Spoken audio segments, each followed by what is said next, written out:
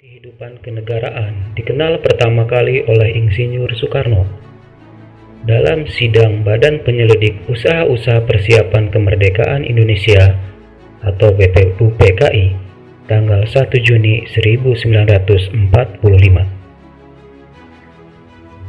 Menurut Insinyur Soekarno, Pancasila adalah isi jiwa bangsa Indonesia yang turun-temurun sekian abad lamanya terpendam bisu oleh kebudayaan Barat. Dengan demikian, Pancasila tidak saja falsafah negara, tetapi lebih luas lagi, yaitu falsafah bangsa Indonesia. Muhammad Yamin menjelaskan bahwa Pancasila berasal dari kata panca, yang berarti lima, dan sila yang berarti sendi, atas dasar atau peraturan tingkah laku yang penting dan baik. Dengan demikian, Pancasila merupakan 5 dasar yang berisi pedoman atau aturan tentang tingkah laku yang penting dan baik. Pancasila sejak tanggal 18 Agustus 1945 ditetapkan sebagai dasar negara sebagaimana tertuang dalam alinea keempat pembukaan Undang-Undang Dasar Negara Republik Indonesia tahun 1945. Secara umum, fungsi dan peranan Pancasila menurut TAP MPR nomor 3/MPR/2000 tentang sumber hukum nasional dan tata urutan perundangan dinyatakan bahwa Pancasila berfungsi sebagai dasar negara. Hal ini mengandung maksud bahwa Pancasila digunakan sebagai dasar untuk mengatur penyelenggaraan ketatanegaraan negara yang meliputi bidang ideologi, politik, ekonomi, sosial budaya, dan pertahanan keamanan. Fungsi dan peranan Pancasila adalah sebagai berikut. Pancasila sebagai jiwa bangsa Indonesia. Artinya, Pancasila sebagai jiwa bangsa yang berfungsi agar Indonesia tetap hidup dalam jiwa Pancasila. Setiap bangsa dan negara tentu memiliki jiwa. Dalam hal ini, Pancasila menjadi jiwa bangsa Indonesia. Pancasila sendiri telah ada sejak bangsa Indonesia lahir, yaitu sejak proklamasi kemerdekaan. Pancasila sebagai kepribadian bangsa Indonesia.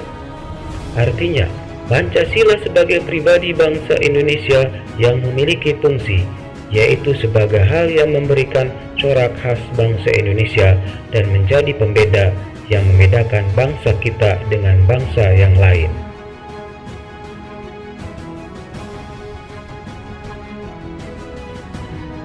Pancasila sebagai sumber dari segala hukum. Pancasila sebagai sumber hukum berfungsi sebagai sumber hukum yang mengatur segala hukum yang berlaku di Indonesia. Semua hukum berlaku, tunduk, dan bersumber dari Pancasila. Setiap hukum tidak boleh bertentangan dengan Pancasila. Setiap sila Pancasila merupakan nilai dasar, sedangkan hukum adalah nilai instrumental atau penjabaran dari nilai dasar. Pancasila sebagai perjanjian luhur.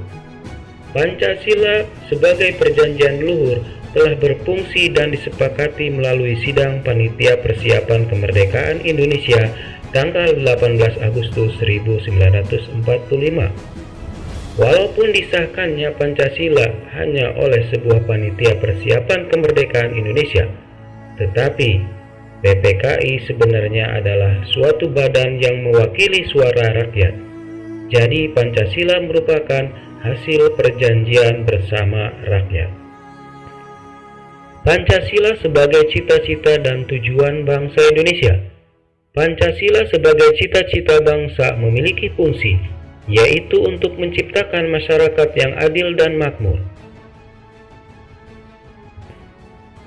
Pancasila sebagai satu-satunya asas dalam kehidupan berbangsa dan bernegara.